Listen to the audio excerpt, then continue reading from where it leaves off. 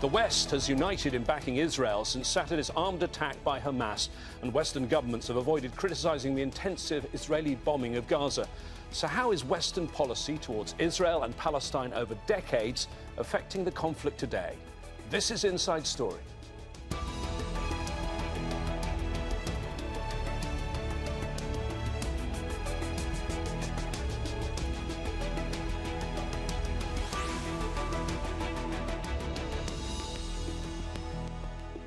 Hello there, I'm James Bays. The death toll in the Gaza war continues to rise as Israel pounds Palestinians with its intensive bombing of densely populated areas.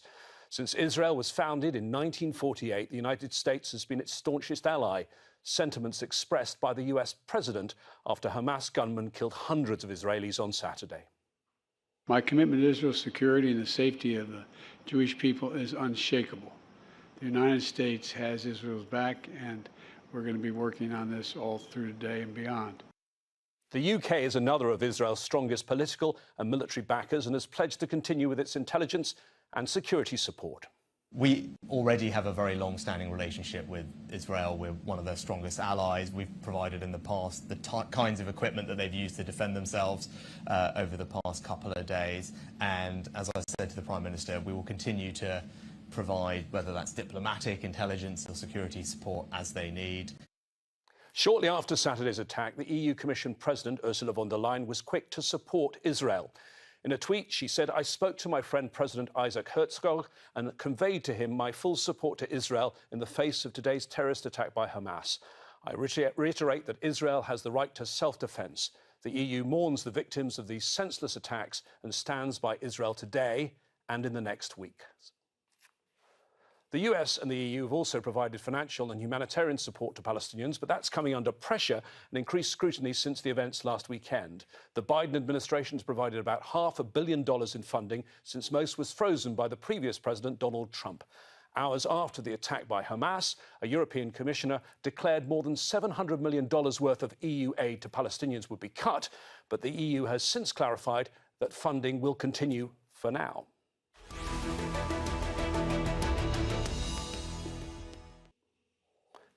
So now let's bring in our panel of guests to discuss it all. In Doha, Abdullah Al-Arian, Associate Professor of History at Georgetown University in Qatar. He's a specialist on US Middle East policy. In Rome is Maria Luisa Fantappie, Head of Middle East and Africa Programme for the Italian think tank Istituto Affari Internazionali. And in Dublin is Richard Boyd Barrett, a member of the Irish Parliament with the People Before Profit Party. A warm welcome to you all. Right, I would like to start with you, Abdullah, if I can. Right at the beginning, at the basics. Perhaps no surprise at all, Israel is staunchly being backed by the US. Yeah, I mean, as you say, there's no surprise really in this policy. This is something that has been part and parcel of US foreign policy in this region for quite some time. But I would like to focus on maybe what some of the differences are. I think what we're seeing really over the course of the past decade or so has been a complete abandonment even of any pretense of becoming a so-called honest broker. We know the US never effectively managed to offer, the Palestinians, of course, being, completely, denied their own liberation, their own state. There was a thought in the 1990s that the United States could sponsor a process, the so-called Oslo Accords, as a means of providing them with statehood. But from the very beginning, I mean, really going back to the mid-90s, it was very clear that Israel had no intention of actually delivering on this two-state solution, and instead used that opportunity of passivity from the Palestinian side to double and triple the number of settlements, and so expansion across all of the Palestinian territories. And then, of course, later on, once we get into the early to mid 2000s, we see this blockade of Gaza beginning and the kind of encirclement and besiegement of what is now over 2 million people population. And so I think what's really distinct about the last decade in particular, going back maybe to the late Obama period to then, of course, under Donald Trump, who everyone saw as being a kind of very exceptional president, as one who sort of says out loud what most US policymakers would never dare to speak is that he cared nothing whatsoever for the plight of Palestinians. He completely circumvented and bypassed any demands and kept them basically in the exact same situation that they continue to be in, and instead focused on this idea of normalization between Israel and a number of Arab states, all of whom, of course, found mutual benefits in that arrangement under a kind of U.S. regional security umbrella. And along with it, of course, all of the major economic benefits. And so in the meantime, the Palestinian question was no longer even on the back burner. It simply didn't exist. There has been no discussion whatsoever. And then we get to the Biden administration, and they simply inherited the Trump foreign policy to the Middle East. We've seen no distinction between what Trump was doing. The Biden administration endorsed the move of the U.S. Embassy to Jerusalem, which was an incredibly volatile move and a very daring move in a way in terms of upsetting what had been seen at that point as being something of a no-go because of the fact that Jerusalem continues to be considered occupied territory by the UN, by international law. And then, of course, we see this push to double down on the normalization agreements between Israel and now with Saudi Arabia, which is kind of the big fish in all of this. So I think there is something to be said about the fact that U.S. policy has gotten even more staunchly in opposition to any notion that there should be anything of a settlement for Palestinians who continue to be stateless and very much stuck in this kind of apartheid situation. Maria, let me just ask you, you could say what we're seeing on our screens is what we've seen play out many times before in Gaza, but there are big differences too. The scale of the Israeli casualties, the largest loss of life in an attack in the country's history, the tactics that were used by Hamas, and also how important do you think is the fact that this time there are captives inside Gaza? No, definitely. I mean, this is something that is quite unprecedented, and in terms of like the level of infiltrations within the Israeli territory.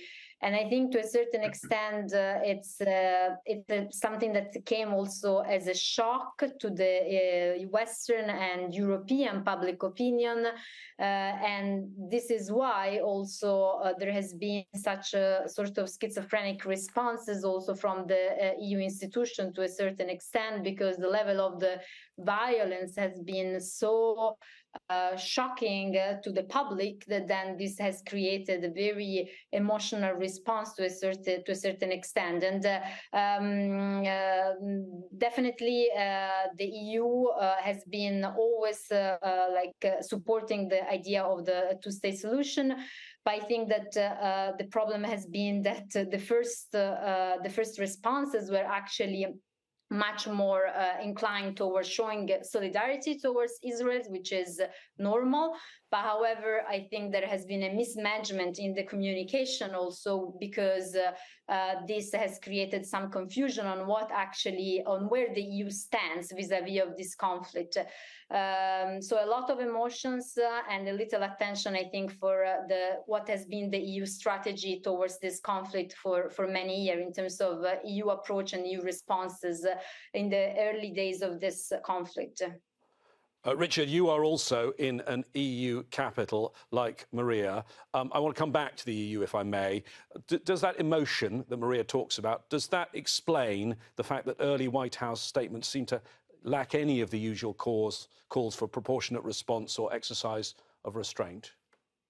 Yes, I think that is the case. And I mean, take, for example, our Minister for Foreign Affairs yesterday, where he was being interviewed, as I was, on the radio, and he felt able to say that Israel was acting in self-defense. So when he was questioned about Israel's threats to starve Gaza and all its population of water, of energy, of food, he could use terminology like self-defense. And obviously, I challenged that very, very strongly and said that this was not self-defense, and the threat to collectively punish 2.2 million people, to bombard with massive artillery strikes the most densely populated residential area in the world were war crimes, if you like, those who were speaking on behalf of Palestinians were being put on the defensive. So I think there's the United States and Israel feel emboldened to be able to act with greater impunity than they might otherwise feel.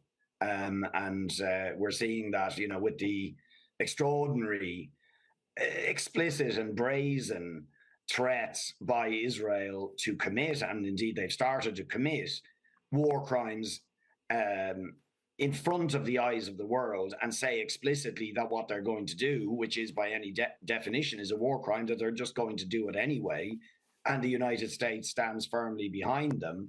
And many, if not most, of the European Union leaders equally sort of giving legitimacy to what Israel is doing. So it really is shocking, when, of course, the truth of the matter is that what happened, and the loss of life is terrible, and everybody is appalled by this escalation of violence. But certainly, I feel, and many people would feel, none of what happened again could have happened were it not for a 17-year-long siege on Gaza, the extraordinary sort of escalation of the war on the Palestinians by the Israeli, this particularly vicious Israeli government of Netanyahu, Smotrich, and Ben Gvir. That is the real context. Is the ongoing crimes against humanity being committed against the Palestinians? But there is no doubt that Israel feels emboldened at the moment, as do its major backers. So Richard has just laid out the narrative as he sees it in the context there, Abdullah, but just tell us a bit about how this is seen in the US, because you study the US and its policy towards the Middle East. I mean, I watch US media as well. In fact, I live most of the time in New York, although I'm currently in Doha. 22 US citizens killed, 17 missing and may be held prisoner. Do you think the prisoner part of it, and the word hostage is the one that's being used in the US media, do you think that perhaps explains some of the reporting and then some of the actions by the administration? Well, certainly, I think part of it is the media coverage. I think there's a narrative that immediately takes hold the moment events like this, happen, and that narrative tends to, in a kind of a very one-dimensional way, paint one side as an aggressor, paint one side as victim, and then erase all history, all context, all even recent events, as if everything just sort of occurs in this bubble, in this vacuum on the day of these horrific events. And so I think can I ask you, Abdullah, can I ask you the historical context of hostage crisis? I mean, I'm going a long way back to 1979, but in fact, President Biden was one of the closest supporters of President Carter. Do you think that historical echo may perhaps explain why the occupant of the West Wing is pursuing the policy he is? I don't know that would necessarily be the connection. I mean, I think in general, there's been seen as this massive support for Israel in particular, because let's not forget there are Palestinian Americans that are constantly being victimized, that are constantly being oppressed, that are being killed by Israel, right? We know the case of your colleague, Shireen Abu Akleh, who's a Palestinian American journalist. And if you look at all of the attempts by the family to go and seek any kind of investigation on the part of the U.S., into her killing by Israel last year, there was almost no response, right? And the U.S. Secretary of State, who's now flying to Israel to have conversations about the safety and return of Israeli Americans, could never do the same for Palestinian Americans. I think there's a fair question there as far as why has this always been the case? Why is there a double standard? Why are some American citizen lives, worth less than others? I think this is certainly something that comes out of a much deeper affinity that the U.S. has always had with the state of Israel, irrespective of its actions, irrespective of, as we've seen, there's now a growing international consensus about the fact that there's an apartheid system that's in place, about the fact that we've seen violence of this scale on multiple other occasions, although now certainly it's been ramped up even further, in large part because of the U.S. offering a kind of a green light that we've never really seen up to this point. And even in terms of the violence that we're seeing, it's not just in Gaza, but even going into the West Bank with some of the shooting sprees that we're hearing about in terms of Palestinians who are essentially escaping some of these kinds of revenge attacks that we've seen. So I think that there's a bigger, deeper context here that seems to be ignored. We don't hear about most of this in the U.S. media.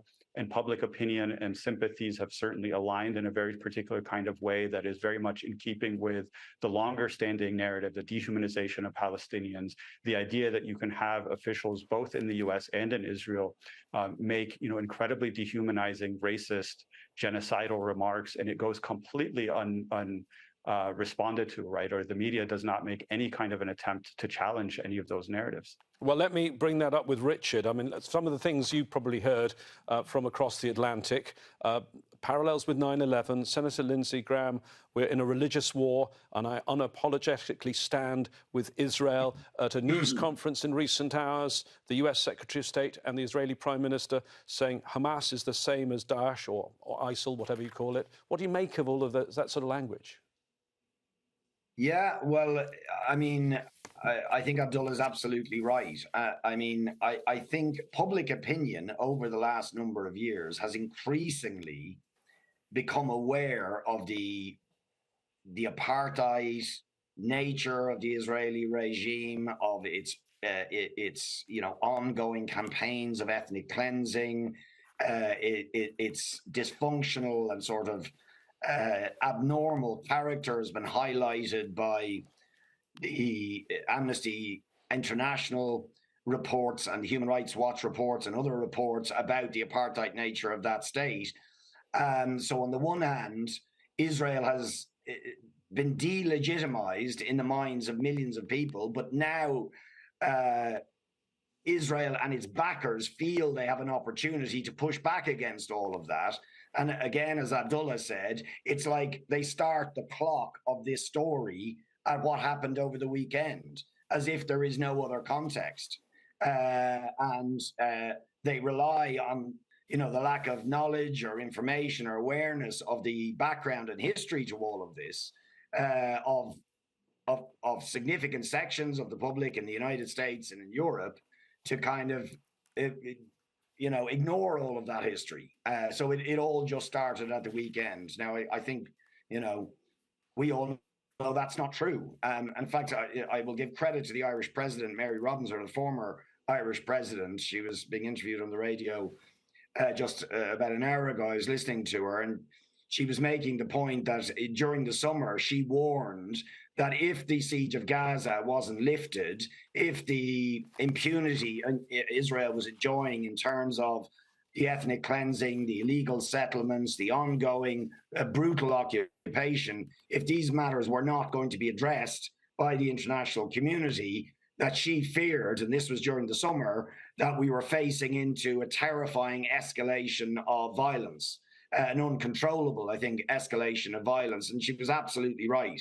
And that is the context. But of course, Israel, the United States, their backers in Europe want to pretend that there was no history to all of this, and it all began with the events of the weekend. And they are trying to use that then to justify an even more savage escalation of the war on Gaza and on the Palestinians generally. Maria, I'd like to put to you the point that Abdullah made earlier on, that this is a complete indictment of the Biden strategy on the Israeli-Palestinian conflict, which seems to have been, as he said, a continuation of the Trump strategy. And it basically was to ignore the Palestinians, to go round the Palestinians, try and get an economic peace with Arab countries. What's your view of how that strategy has played out? I think that it has played out in a tragic way, in the sense that despite definitely there are local causes to this conflict that is latent, is ongoing from several decades. However, there is a regional context in which this attack took place, and the regional context is one which for several weeks and for several months there has been enormous pressure exerted by Washington on Saudi Arabia and on the Gulf in general, but on Saudi Arabia in particular, to obviously go ahead with this normalization deal. So, which if between Saudi Arabia and Israel. So if this normalization deal, which could have happened against Saudi Arabia receiving a certain amount of military infrastructure, if this deal would have happened, obviously the Palestinian issue would have been, I think, obliterated completely from the discussion, because despite the Saudis' wishes or statements that they wanted to deliver something on this, it seems to be that actually in Tel Aviv in Jerusalem there was no actually wishes from the Netanyahu government to actually deliver anything on this. So the Israelis obviously were convinced that the Saudis could be okay just with the military deal. The Washington administration probably thought the same. And that obviously has created a pushback. It has created a pushback, I believe, not only from local movements like Hamas, but also, I think, from many other regional players who did not want this cause to disappear from the debate. So I think that the attack of Hamas in some way brings back the Palestinian issue at the very center of the regional equilibrium at the moment in which it risks to be totally deleted. But it is important to say that part of this tragic event is also, I think, the indirect and even indirect result of a U.S. strategy which really forced the hand of this normalization and didn't understand that in order to achieve normalization, you needed time, you needed concession. But they didn't have time because there was the presidential election, and they didn't want to make concession, or they didn't want to pressure the Israeli government to make concession, it seems. And so the result has been obviously a pushback. So I think that somehow, if you compare this approach with what we have seen over the past months, the Chinese approach, which has been that one of trying to actually broke a deal between regional rivals such as Saudi Arabia and Iran, it almost comes to the point of saying that the Chinese strategy has been insofar maybe more successful.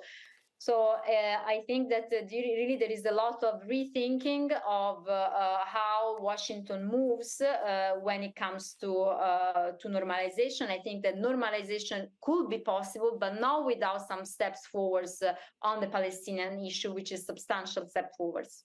Abdullah, we see Secretary Blinken in the region now. He's not looking at the big picture. He's showing support for Israel, but he's also focusing, and we hear talk about humanitarian corridors and safe passage. There's already been detailed negotiations, we understand, between the Israelis and the Egyptians and the US. Now reported that the Secretary of State will be coming to Qatar. But I'm also hearing reports that Egypt's not allowing a mass movement of people into its territory. Could we be looking at some sort of deal where dual nationals, US nationals, we think there are about 500 or 600, are allowed out of Rafah, and the rest of the population of Gaza gets stuck there? I mean, I don't think we have any indication of that as of yet, that there's a specific concern for U.S. citizens there. Certainly there hasn't been over the course of almost a week of incessant carpet bombing of the entire territory of Gaza. I think in terms of what the response has been for people who have attempted to go to the border, of course, as we've seen, instances of Israel actually bombing the crossing. And so people who are attempting to cross at that point. And then there's also been, of course, the denial by Israel and the threats made that if Egypt were to try to offer aid to enter into Gaza, that they would also be bombing those aid convoys.